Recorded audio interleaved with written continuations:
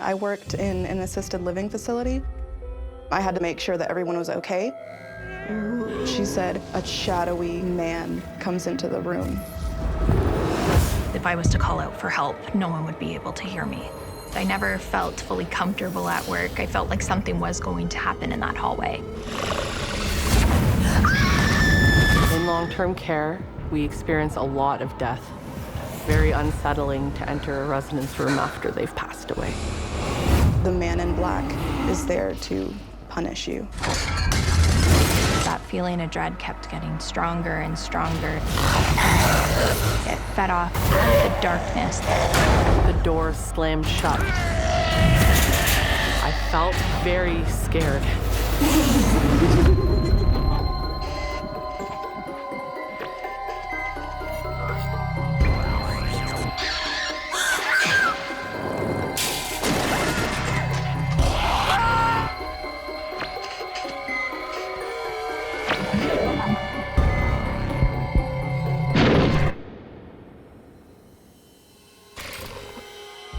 Hauntings are often associated with specific locations, sites that are abandoned or where a traumatic event took place. But sometimes hauntings occur where one would least expect it. Assisted living facilities are places where that barrier between life and death is very thin at times. There's a lot of transition from matter to spirit in these places, which creates a lot of elements that can be heard or felt or detected in some way. Assisted living facilities operate around the clock, 24 hours a day, 7 days a week. As the evening falls, the night shift is just getting started. And a new employee arrives for her very first shift. My name is Oralia Cortez, and I worked in an assisted living facility. My job position was resident assistant. On my first day, when I walked in, it was very welcoming. Hi, I'm Oralia. Hi, I'm Jamila. You were greeted with smiles. It really was a great work environment. I'm all set. All right, let's go. I worked third shift, so my duties were a bit different from that of day shift. Once an hour, I had to sweep the entire floor and make sure that everyone was okay, because we did have residents on hospice, and so we had to make sure that they were still breathing and still okay during the night. So why don't you start your checks here, and I'll take the east wing. Sounds good. During a sweep, there's 2 of us on the floor, and we go different directions. We check every single room.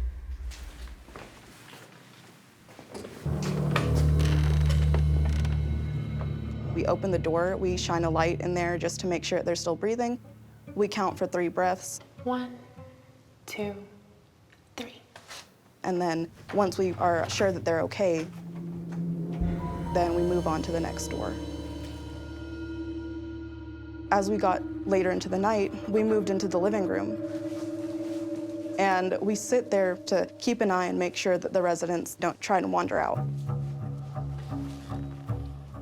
So how do you like your first night so far? Good. I really feel like I'm getting a hang of the place. We were having a conversation, and as I looked behind her, I just caught a sense of movement. And my eyes shifted over, and immediately I see this black figure behind her head.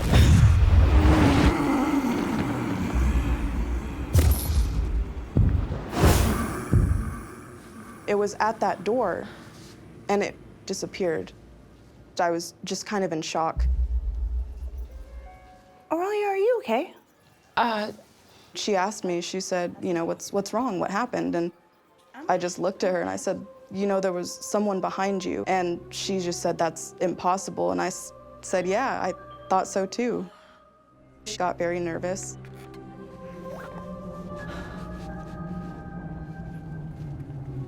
We actually left because it was so uncomfortable in there. It almost felt like there was still something there. The mysterious presence is only the first sign that something is amiss at the assisted care facility. It was around 4 a.m., and we were in the nurse's station. What is that? when all of a sudden the call light went off and the alarm door started blaring. Something or someone had tripped one of the doors on the floor. We can see these call lights on a computer, and we know exactly what door is being triggered. We have to go check it out. Okay. We went towards this door to shut the alarm off.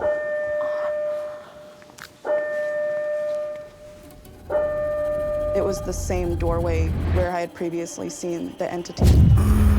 It's not supposed to be open. I mean, you need a code to get into this door, and it looked like someone had come in. I went to go shut the door, but before I could even touch it, the alarms shut off by itself. It's not supposed to do that. I felt a chill go down my spine. For it to happen when everybody was asleep and it was the middle of the night, I mean, it was creepy. Assisted living facilities are places where there are regular opening and closing of portals and doorways from our physical realm to the spirit plane. They're so full of that spectral energy. There's so many comings and goings. There's so much activity in that supernatural sense that a lot of people can pick up on. It must have been a resident. We need to do a sweep and make sure everybody's in bed. Yeah. We decided to do an entire sweep of the floor. I started to feel like I was being watched. It felt like something was trailing after me. Like if I turned around, there would be something there, you know, waiting.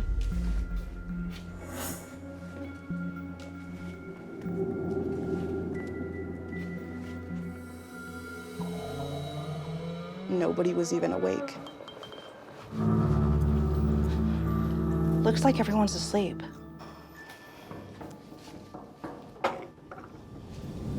For the remainder of my shift, my coworker and I stayed as close as possible together.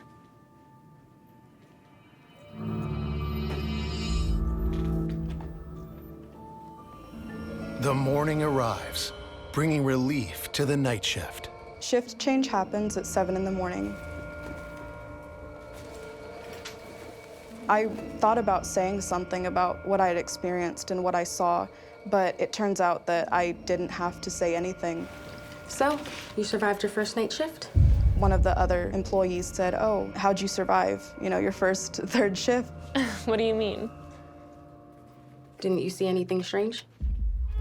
And she explained to me that every third shift worker that had worked there experiences these things happening at night. The residents aren't the only guests in this building. She looked at me and she said, "We have uninvited guests here."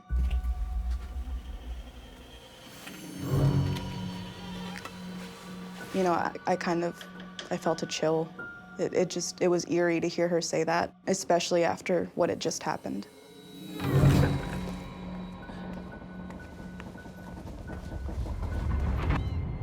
Oralia, in this environment, she's stepping into an area which is so charged with end-of-life thoughts and emotions, like fear, despair, hopelessness, regret, all of which leaves a very heavy imprint on the surroundings, which she is picking up on. The following night, Oralia returns to work, hopeful this shift will be less eventful. When I clocked in, me and my coworker were alone. There was nobody else on the floor, it was just us. It felt different from the first night. The energy was different. It felt like the building itself was awake. Time for my sweep. Every time that she would leave the nurse's station to perform her sweep, I didn't want to stay in there just because of how thick the atmosphere felt. I would peek my head out down the hallway to check and see if she was coming back, and it was definitely an eerie feeling to kind of look into darkness and feel like that darkness was looking back.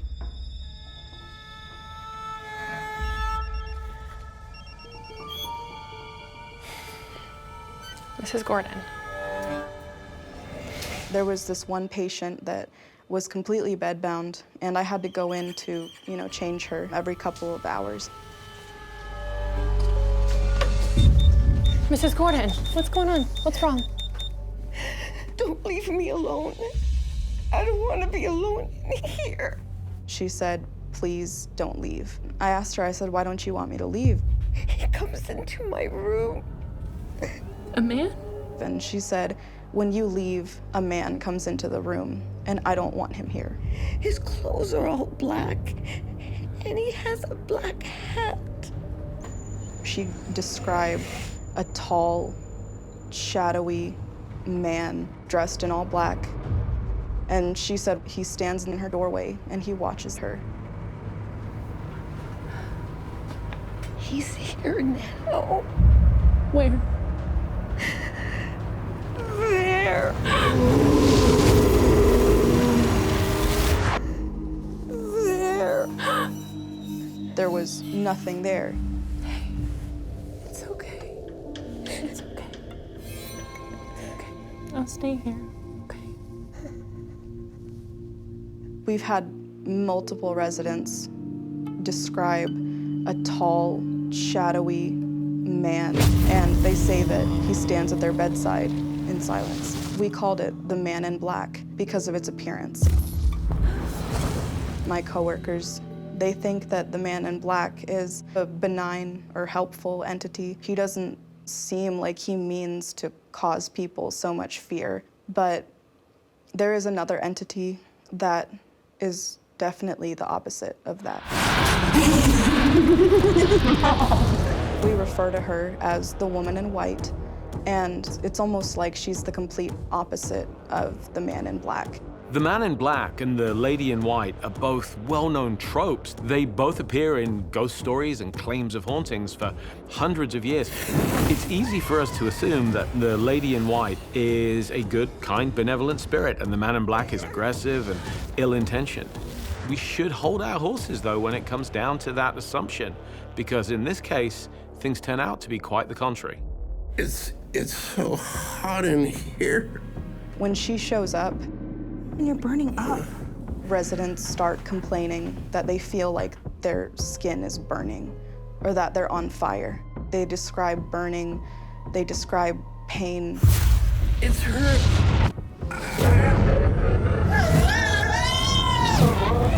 She stands in the corner and she'll watch. My coworkers believe that the man in black is there to help and to guide people to the afterlife, but the woman in white is there to punish you. The man in black is really a guide who helps people into that next phase of life, of consciousness.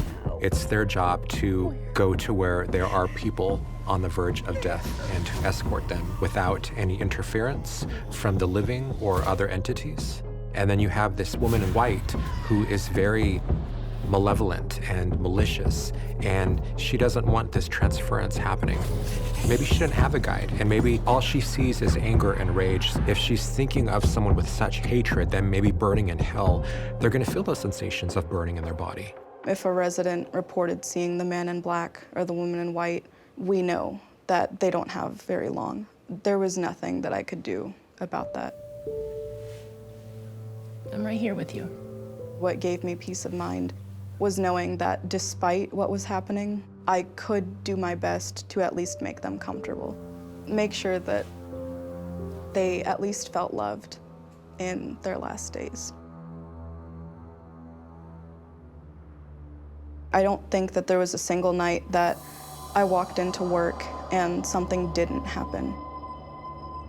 If I were to ever think about quitting, one of the residents would say like, okay, I'll see you tomorrow. Or, you'll be here for 4th of July, right? They'd constantly, remind me that they're expecting to see me. When you work in healthcare, you do have to adopt this mindset of their comfort is more important than your own comfort.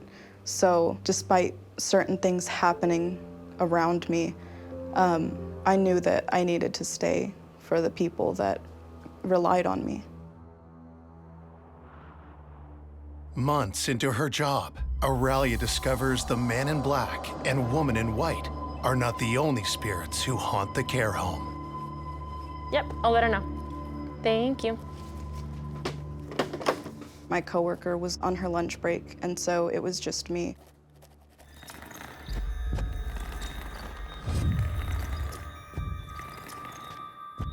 Hello? All of a sudden, I heard a walker rolling on the floor, the way the wheels squeak, the way that someone's feet start shuffling. So I got up to go and see if anything was wrong or if they needed anything. Hello? I was staring into the hallway, waiting to see if someone would show.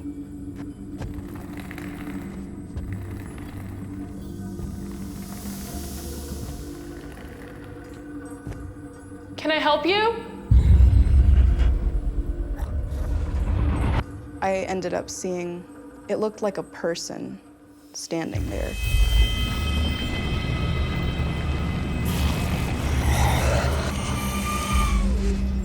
I had to go and see if anything was there.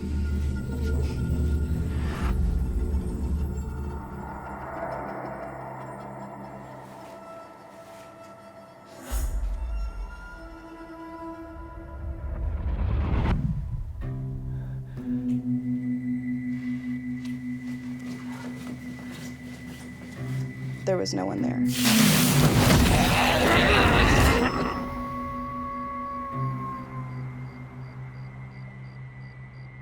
It became part of my work routine to see things or hear things.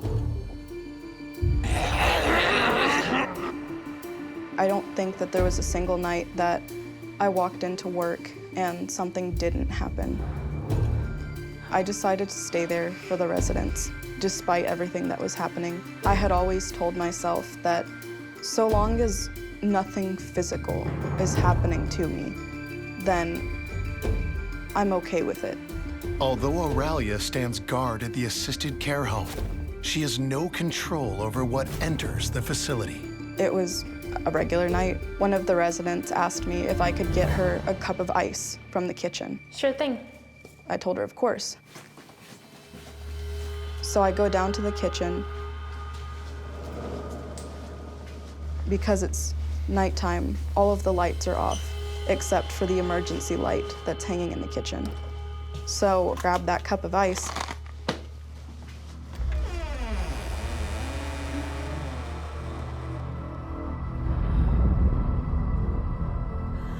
It almost felt like something was angry at me.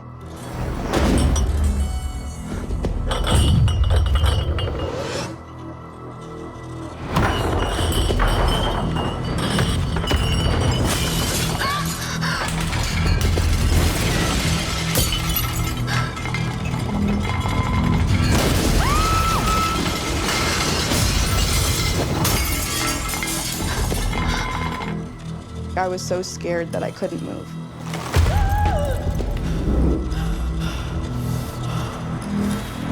When I finally could move again, I started to run out of the kitchen.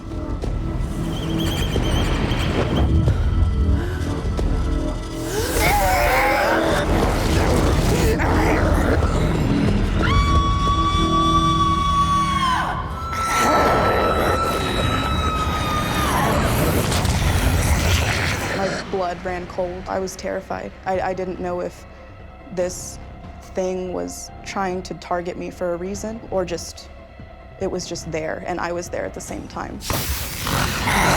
My first instinct was to go find my coworker. I started to get dizzy. And it's almost like it didn't want me to find my coworker.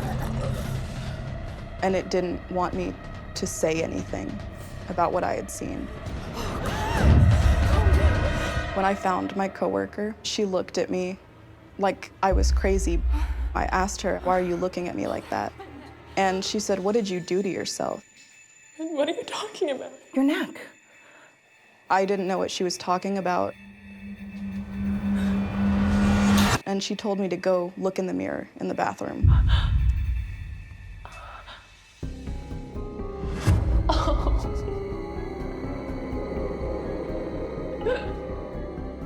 There was a red welt that went all the way from the side of my neck, just under my ear, and it went down in a curve under my scrub shirt.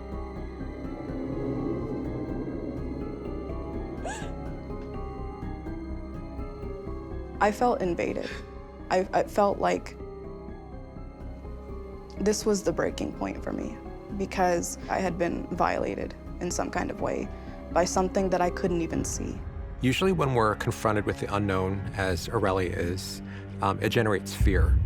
And a lot of times that fear can attract other spirits. Some spirits can use that to their advantage. They can use that power to draw from that energy because it is such a powerful energy. I think more than anything, that's proof that whatever it is, this entity is not benign.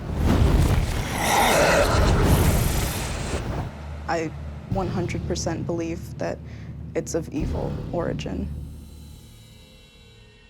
I actually got myself a tattoo. NIV 3:23. Whatever you do, do with all your heart as though working for the Lord and not for human masters. The reason that I added a serpent onto that Bible verse is because coming from a Native American background, I believe that there are certain totems out there or animals that will protect you. Having the serpent on my hand, it's almost like I'm giving the image of the serpent its dignity back, and in return might protect me from whatever these evil spirits are. The incessant paranormal activity at the assisted care residence drives Oralia to a fateful decision. When I first took this job, Hi, I'm Jamila. I was excited, and I wanted to really make a difference in people's lives. And I did that. I'm right here with you. For as long as I could, but ultimately I got chased away.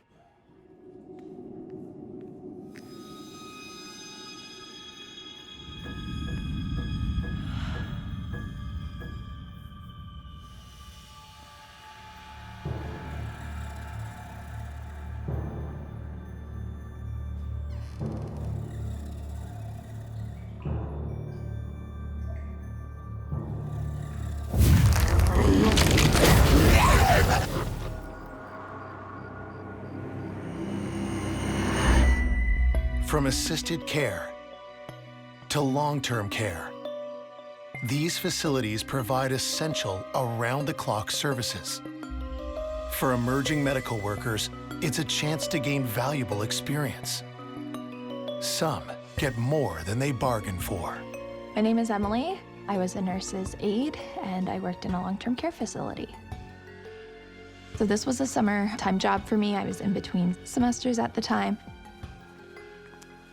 I was a student for a year, and then I was able to work in the facility. My role would have me on shift until 11 p.m. by myself with the nurse on duty. I didn't like being by myself in that hallway. The south hallway was very creepy. It was the furthest away from the nurse's station. If I was to call out for help, no one would be able to hear me.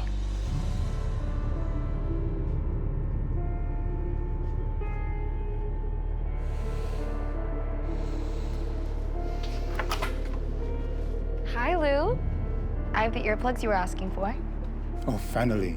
It's like sleeping next to a lawnmower.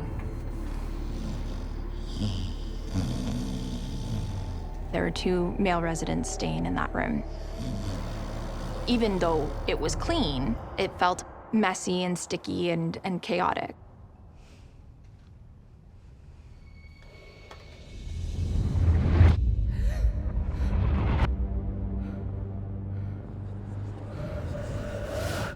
The residents that stayed in that room never had an issue with that room.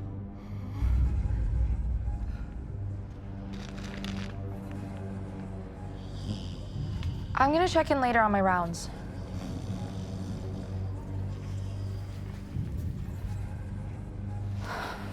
In broad daylight, it would look like a normal room, but at nighttime, it just was uncomfortable.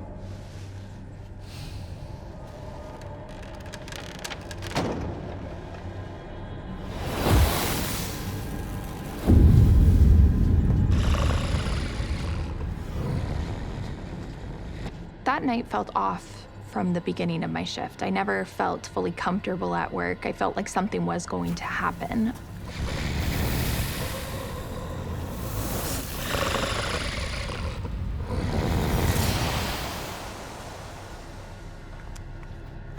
Hey. Oh, sorry. I didn't mean to scare you. It's okay. I'm just a little jumpy tonight. She was feeling uneasy that something was watching her. It made me breathe a sigh of relief because I thought I was crazy. I thought I was making it up in my head. I felt like someone was watching me. Can you sit with me while I chart? I was more than willing to go and sit beside her and kind of pair up with her for the rest of the shift.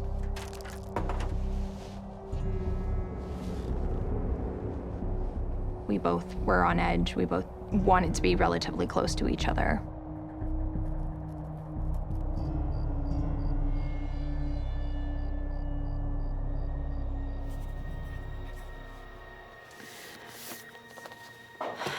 Okay. I have to finish my final rounds. Are you okay here? I'll be fine. Thank you for sitting with me.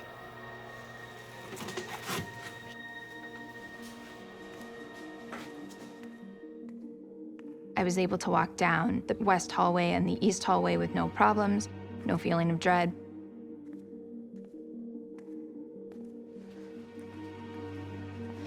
Hey, I'm headed to the south hallway.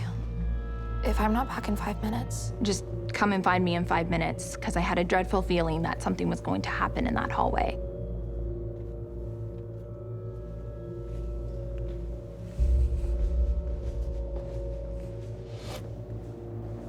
Our intuition is always going to keep us safe. It's always going to inform us when we're about to make a bad choice. It's that intuition that is actually magnified in places where there is a lot of paranormal activity, where there's something there that might be harmful to us.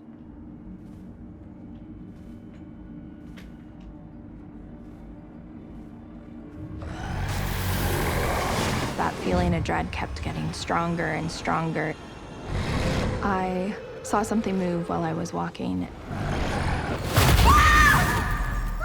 It was my own reflection in the window.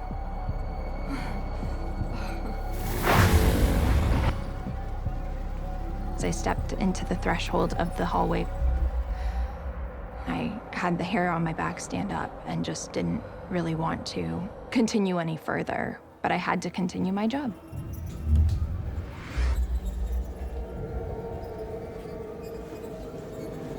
I felt it in front of me as I was walking into the hallway. It felt big, bigger than me.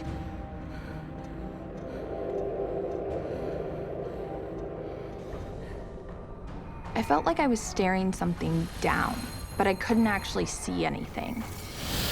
Alarm bells in my head were going off that something wasn't right.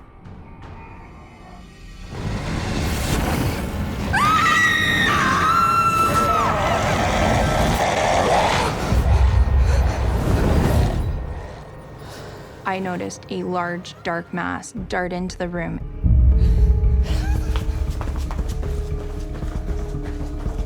I got out of that hallway as fast as I could.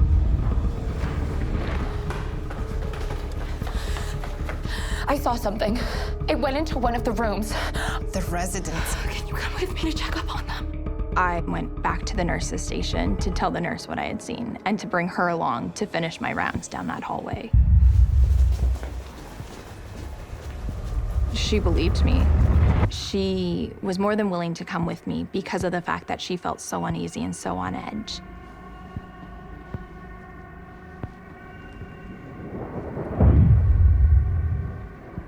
I felt a little bit more comforted because I had somebody with me, but I very quickly realized that it was only temporary because we still had to check into the room.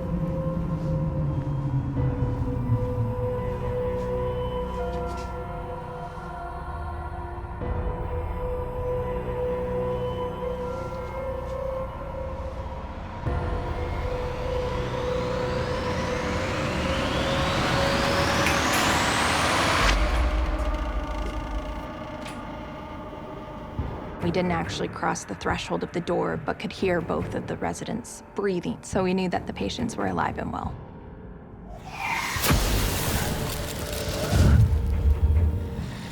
I felt confronted with that dark mass again. I felt it wanting to make itself known to us that it was there.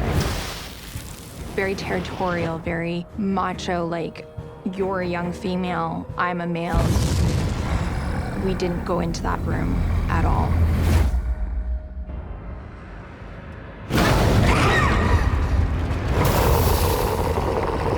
Whatever it was made it very clear that we were not welcome. And we got out of there. The harrowing night comes to an end. In the light of day, Emily returns to the long-term care facility. I never liked going into that room, even in broad daylight. I felt uneasy still because of my experience.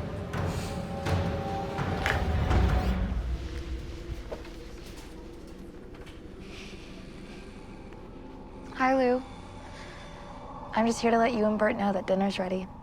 All right, we'll be over. The residents that stayed in that room never felt anything in that room with them or anything like that.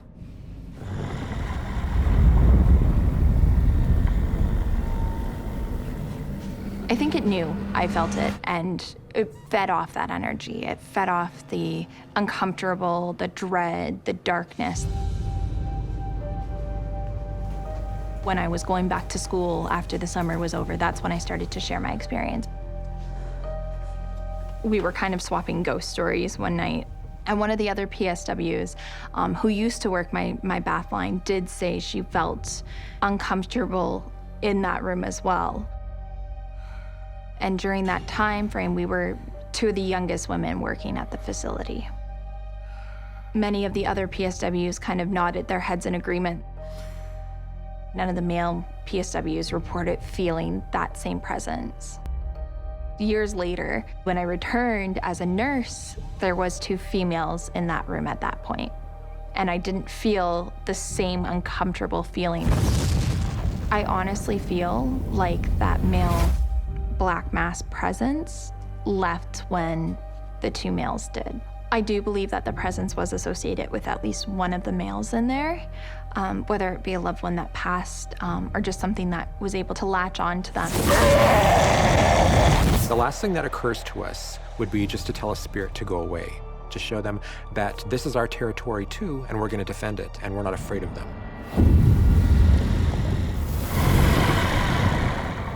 I kind of came to realize that it was not a normal experience. I felt like there was more presence of spirits in a long-term care facility than a hospital, which I found surprising because I would have thought a hospital would have felt either just as much, if not more, especially with how traumatic some people can pass away. In long-term care, you tend to have more natural causes for death and a lot more peaceful passings. It was very surprising to find out just how active a long-term care facility is.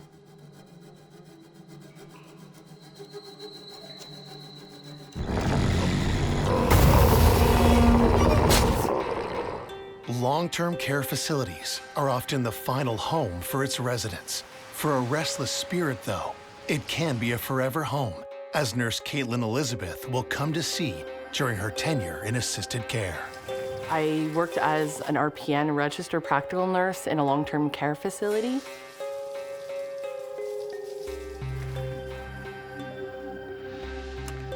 My role was overseeing the residents, making sure they got their medications, their care and treatments.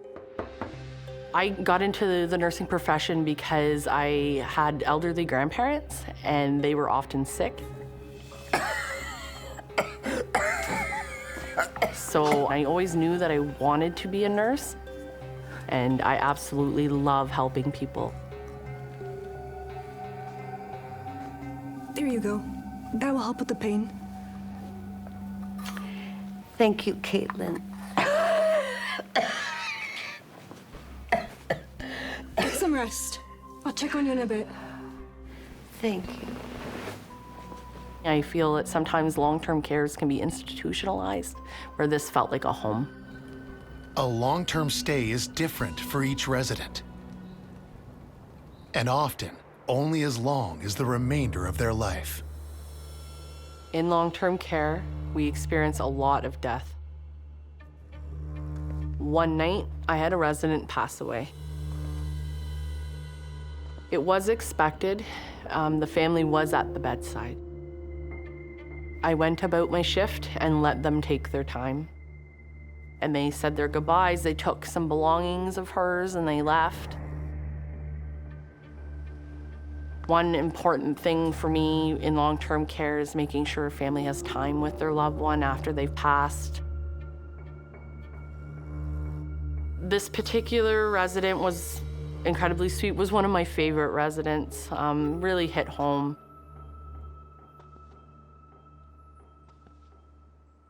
I looked around the room. There were some things that the family left behind. There were some pictures of her family, some artwork, and they left her baby doll, her favorite baby doll. Goodbye, Miss Mayfield.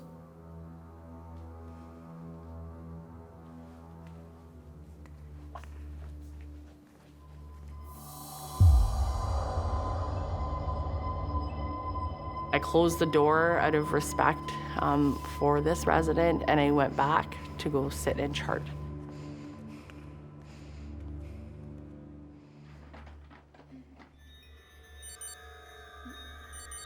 So shortly after, I heard a call bell go off.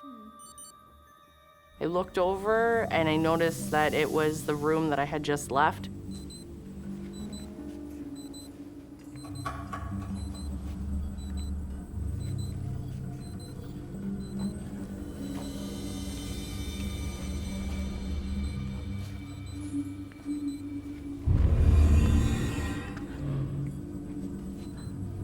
Hello? Is anyone in here? Who pulled this call bell? I know the resident didn't. They just passed away. And there's nobody in this room.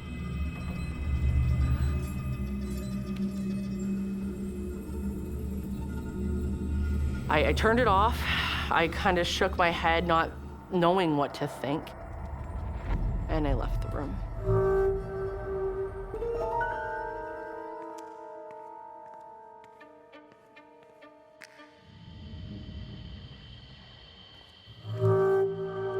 When I got back to the nursing station,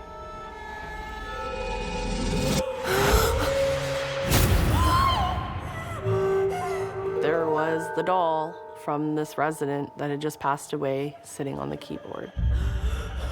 The doll was staring right at me, very lifelike eyes. The hair on my arms was standing up, and I remember feeling kind of cold. I couldn't shake this chill. It took a few minutes before I finally warmed up.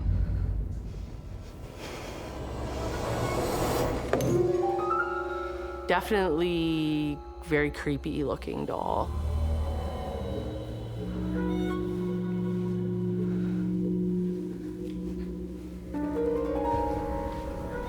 I picked up the doll and I took it back to the resident's room and set it back with the rest of her belongings.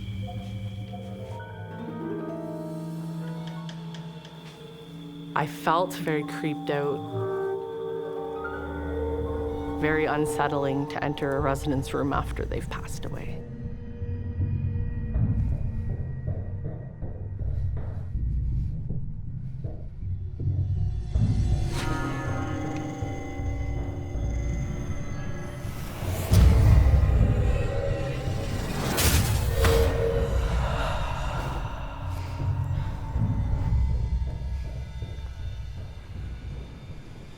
I reported what had happened on my shift to the charge nurse, who kind of laughed at it a bit, and I didn't find it very funny. I was quite freaked out. I believe it felt like she pretty much was just brushing it off and telling me, you know, get used to this. This is what happens here. When Kaitlyn finds the doll sitting on her keyboard, that's a shocking moment for her, as it would be for any of us.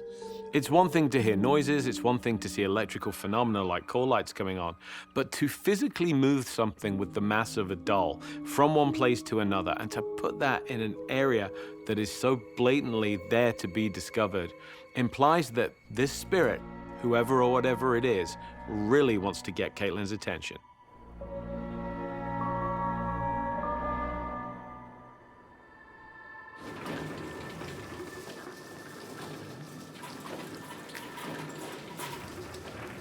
I was doing a med pass, so I was going around from room to room giving out medications with my med cart. It was a late med pass,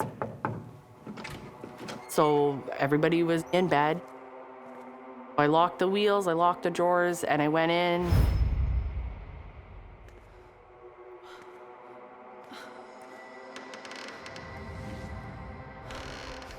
When I came out of the residence room, I didn't see the med cart. Med carts are very, very bulky and heavy and awkward to steer. I wouldn't expect an elderly person to be able to move it. I turned my head, I look right, and here's the cart 100 meters down the hall.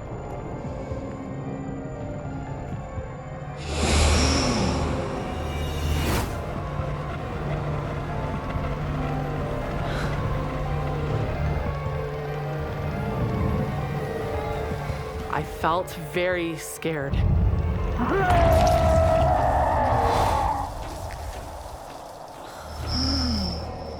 Something seriously weird is going on here. Care facilities which are home to the elderly and to senior citizens see a great deal of death. Many lives end quite naturally in those places. And so it's small wonder that we see so many souls passing on from this life into the next. Sometimes they linger. They don't always go immediately to whatever comes after this life. With an increasing amount of energy in this situation, we don't know how this is going to play out. The phenomena is unpredictable and frightening.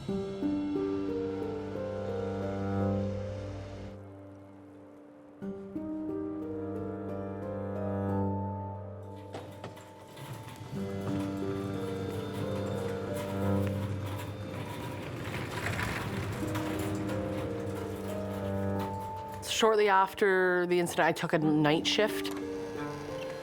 I was in the basement getting supplies for the day. I had propped open the door with a bunch of heavy boxes so I could get what I needed.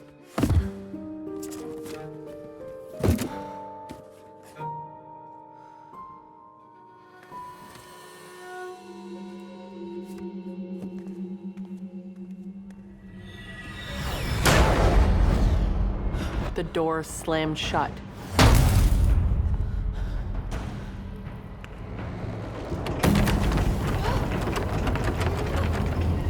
I was very scared because I didn't know what was going on.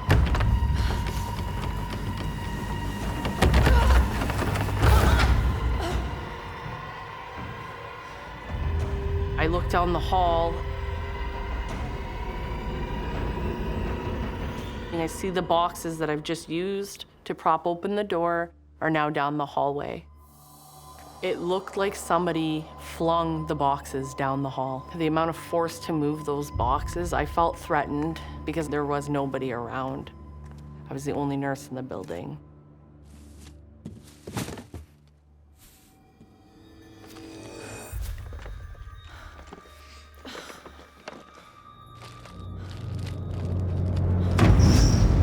But I knew that I wasn't alone. After everything that I'd experienced before, I was incredibly freaked out. It was a very scary feeling knowing that somebody was trying to communicate with me. It was very frightening for me. I couldn't work nights again after that. I refused, actually. In that particular home, I wouldn't do it.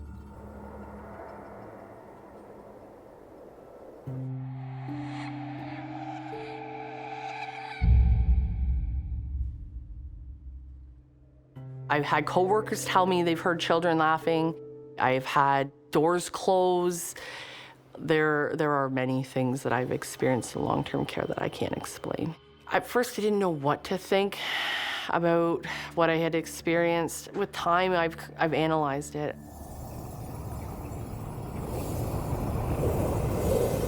I do believe the doll was left as a message to me. Thank you. The spirit was trapped, but I don't know why. There are always a number of spirits in long-term care because that's their home. There's a lot of pain that goes on, and maybe they feel that they have some unfinished business. I'm very grateful for my experiences in long-term care. It really shaped me as a nurse. But I didn't work there for much longer. A nursing home or a residential facility is often a way station between the world of the living and the world of the dead. With a great deal of traffic going on in care facilities, with people dying, with the spirits of the dead sometimes lingering, there are few places more paranormally active than a care facility. In a place where end of life occurs as a matter of course, either peacefully or with a fight, long-term care facilities can be a hub of elevated paranormal activity, where the living make peace with the dead.